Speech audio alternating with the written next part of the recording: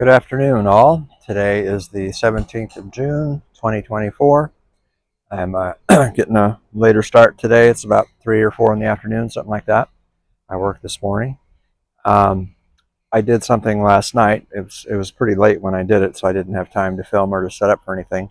I got my front bumper back on and my front grille with the headlights and everything reinstalled. This is after I made sure the flare nuts were very tight on the receiver dryer on the front there.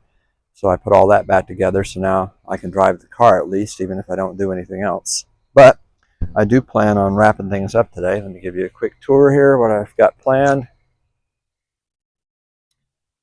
You can see my new expansion valve here. That is not tight yet. It's oriented the way I want it now. I still have to tighten it down. Got to tighten that little clamp down here for the temperature probe. And see if I can reuse this insulating stuff, maybe wrap some duct tape on top of it to kind of hold it in place. Again, you can see the front of the car is back together.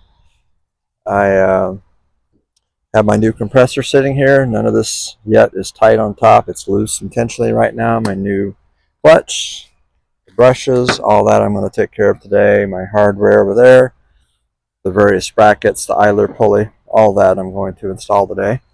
And hopefully I'll get it all done and I can drive it over to Midas and make my appointment to have them evacuate the system with the vacuum and then charge it up. I'm off the next couple of days, so I should be able to get it all done. We'll see how it goes. Oh, I've also got my bumper jack situated because I want to lift the car up a little bit on the front so I can see if I can figure out where that power steering system leak is coming from. Hopefully it's just a couple of loose hose clamps. All right, I'm wearing my other microphone around my neck with a bungee cord because I don't have a shirt on. It's kind of hot out here. Anyway, I finished tightening the flare nuts over there on the expansion valve, and I kind of wrapped what I had left of the insulation there. I'm probably going to have to do something more permanent than that.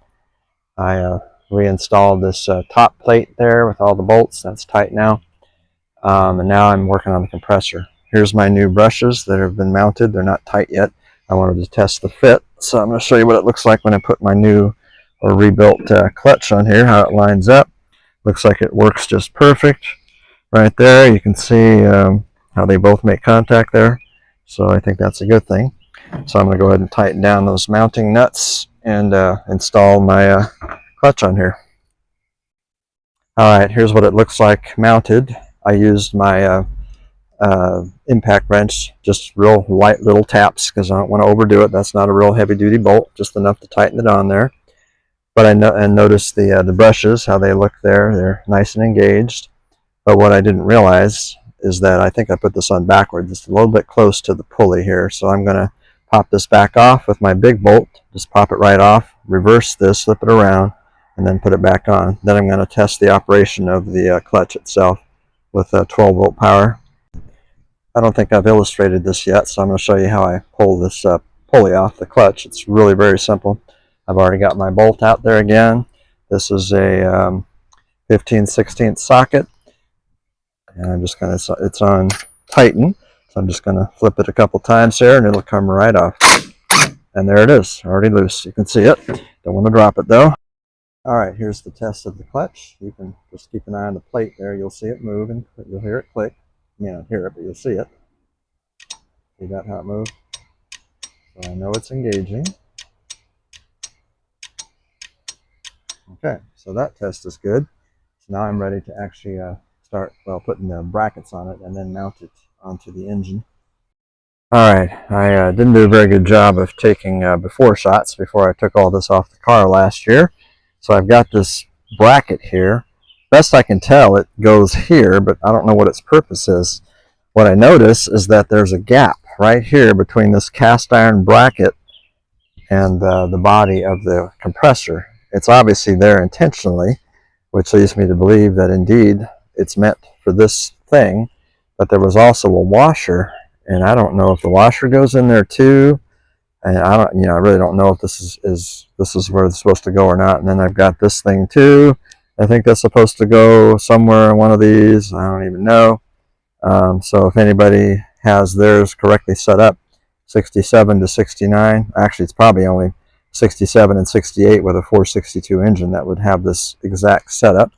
So if anybody's got a clue or can send me a picture of what this is supposed to look like, that'd be awesome. In the meantime, I'm just going to put it there for now because fortunately this bracket is easy to get to after it's been mounted on the engine. So if I need to switch it around or move it, I can. You know, it's always interesting when you run into things when you're trying to install things. So you can see my new compressor is somewhat sitting in place, almost lined up. But what I ran into was this bracket here was hitting the power steering dipstick tube. And I'm thinking, well, how in the world can that be? And then I remembered that power steering reservoir, this rotates. You can actually move it. So I'm going to have to loosen the nut on top of the power steering reservoir, which is down there, and rotate that. I don't even know which direction it's supposed to rotate. I'm assuming more that way for the dipstick tube. So that explains too why it's always kind of bumped into the fuel line. It's not supposed to. So it didn't dawn on me what the problem was until now that I'm trying to install the compressor. So I'm going to pull the compressor back out and loosen the lid on the reservoir so I can rotate it. Alright, so now I've loosened the nut down there. It's a 7/16 nut. I loosened it and broke it loose, and now I'm rotating it. Trying to anyway. That was easier to, there we go. You can see how much it moved. And now that I look at it, I seem to recall from my ancient memory banks here that looks more like where it's supposed to be. You know, more in line with this, way far away from there. And that should give me plenty of room to get that pulley assembly in there from the compressor. So I'm going to tighten that nut back down and try again with the compressor. Alright, that fits much better. So now there's no interference there. I got started those two bolts there onto the head where that bracket mounts. And man, it sure gets crowded fast when you got all these accessories starting to show up. With that cruise control there, there's not a lot of room left. But that's okay. So now the fun part comes. I got to put all four of the bottom bolts into the bottom of the compressor through that lower bracket to finish attaching it securely to the car. Alright, next challenge. Now that I got this stuff out of the way and it's sort of sitting in place, what I'm running into, and I remember having this exact same problem with other Lincolns I've owned, 67s and newer, the same problem. Things don't line up correctly. I have 3 of the 4 bolts coming from underneath going straight up into the bottom of the compressor. So, and I've taken an inspection mirror to look under there, and everything is flat like it should be and sitting directly on that bottom support plate. But as you can see here, this bracket here, it's not even close to lining up with the holes like it should be. Not even close. And not only that, if you look, you may not be able to see it that clearly, but the pulleys don't line up correctly with the air conditioning pulley over there, or the water pump pulley that's supposed to drive all this. It's off. You can really see it. It's quite a bit off. Now I could probably put a belt on there and it might work, maybe. But I remember what I've had to do in the past is I've literally had to pull the compressor back out and then shim that bottom bracket, put shims between the block and that bracket to force it out so it'll line up better. And it looks like that's exactly what I'm going to have to do again in this situation. I'm surprised because I had these compressors sitting next to each other, the old one and the new one, and they sure look like they were an exact match, but they must not be. So, because it ain't lining up right once I have it mounted solid to the bracket. It's off significantly, enough that I'm going to be forced to put some shims in there, just as I've done in the past on these cars. So that's going to slow me down quite a bit. Now I have to pull the compressor back out of there and take that bracket loose from the block and get some shims in there. Yay me! Alright, I've discovered something awful, actually. And I'm really mad at myself right now. This is ridiculous. It turns out, I'm pretty sure there's supposed to be a brace right here at the back of this plate that the compressor sits on, like a right angle brace, because I can feel the hole in the back of here where a bolt would have gone, and there's a loose bolt sticking out of the block right there that would have hooked to it. And I'm pretty sure that's the reason that this thing is off kilter, why it's tilted a little bit and not facing the right way, because I'm missing a brace that's supposed to be there. In fact, the only thing holding it to the engine right now is I I believe, 1 or 2 bolts over here, but there's supposed to be another brace here that helps line it up correctly, and I think that is the source of my whole problem. And that's really disappointing because I have a feeling that I recycled it. When all that metal recycling that I did a month and a half ago, whenever that was, I do believe I may have tossed that piece in there, which would have been very foolish if that's what I did, but it sure seems like that's what I did. So I'm not sure what I'm going to do now. I don't know that shimming it is going to be enough. I may need to come up with that missing brace first before I can get this to work right, because yeah, I can tell just by looking at it that's what it needs. It needs that right angle brace that sits right there in order to get this lined up the way it's supposed to be. Oh, I could kill myself. I don't know how I managed to do that.